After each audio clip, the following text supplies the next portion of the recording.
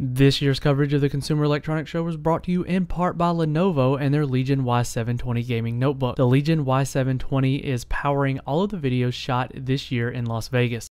Hey, welcome back to WCCF Tech TV. It's Keith, everyone, and we are over at the ADATA suite, and we're taking a look at some of their storage and memory technology, as well as some of their gaming peripherals. But what we wanted to start with was this right here. This is their XPG SX8200. This is their newest SSD. It's a Let's see here. It's a 3D TLC NAND flash.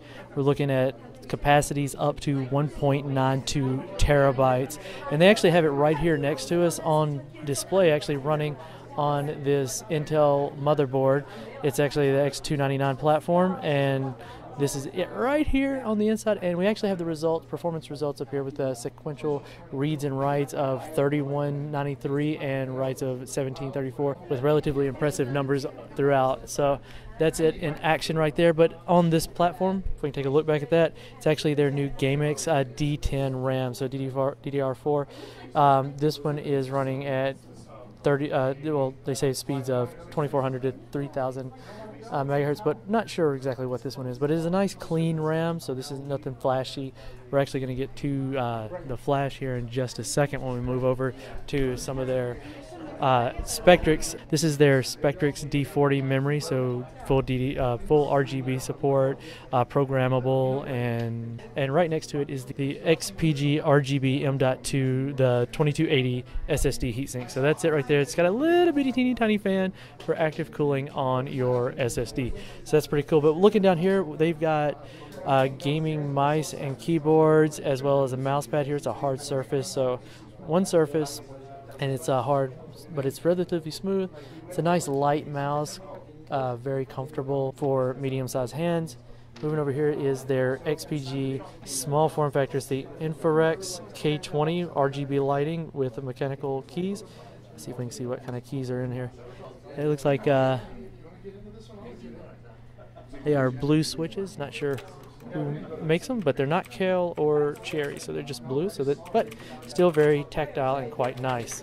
So right here they have the Solo X F30 amplifier and headset system, so it's all in one. So you got a nice wired headset. The control base here is actually part of the stand, so it comes in 3 separate components. So if you don't want the stand and the base in one place, you can move the stand around. But if you want them all in one place, they all go together quite nice. But what we want to do before we get wrapped up, I want to look over here. This is their new Spectrix.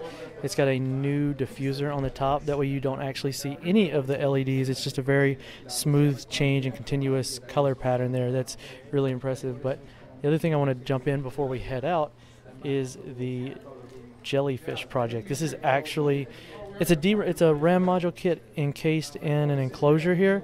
But the catch is, if we can get in here and hopefully get a good shot of it, is that it is actually water cooled. I don't know if you can see the bubbles right there, but it is a water cooled RAM.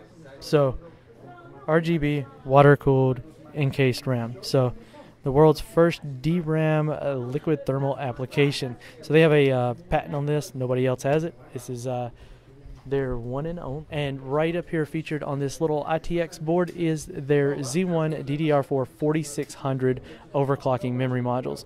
So we're looking at DDR4 4600 CL19. So latencies are CL19, 26, 26, 46, which are quite impressive, and it is 1.5 volt. Quite the impressive RAM there. So that's going to wrap things up here at the ADATA booth. And wrap things up here at CES for us. This has been Keith with WCCF Tech TV, and we'll catch you all in the next video.